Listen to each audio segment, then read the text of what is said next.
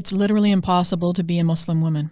You are so beautiful and so smart, it kills me that you don't think you're Muslim enough just because you're a woman. Society says we are oppressed. We choose to wear hijab, but do we choose to wash the dishes or stay at home all the time? We have to be knowledgeable, but not too knowledgeable. We can teach Islam, but not to our husbands or, God forbid, other men. You have to get married, but you can't ask someone for marriage because that's crass. You can't be a boss, but you're supposed to use your professional skills to volunteer. You can't lead, but you have to try to do amazing things following other people's ideas. You're supposed to love being a mother, so don't go anywhere without them and don't ever ask anyone for help with them. You have to look great for your husband, but also keep your house in perfect order all by yourself. You have to practice self-care, but also look after everyone else at the same time, including your in-laws.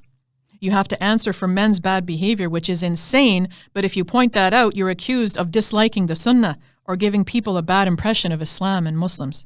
No matter how much you cover, you're considered a fitna for men, so your very existence is practically a sin. But always be patient and always be very grateful. You know your place historically was not the kitchen, but be grateful that you have a kitchen. And if you are having trouble in your marriage, be grateful then too. Don't tell anyone and don't complain. Always remember it could always be worse. No matter how you are suffering and living in fear, it could always be worse. Never speak publicly, never be seen, never do something just for you, never fall down, never have a dip in faith, never show fear, never complain. Because complaining, no matter how constructive or necessary, shows ungratefulness. It's too hard, it's too contradictory, and nobody gives you a medal or says and means Jazakallahu khairan. And if you say how thankless this effort is, you are reminded about the reward from Allah, and your level of faith is questioned.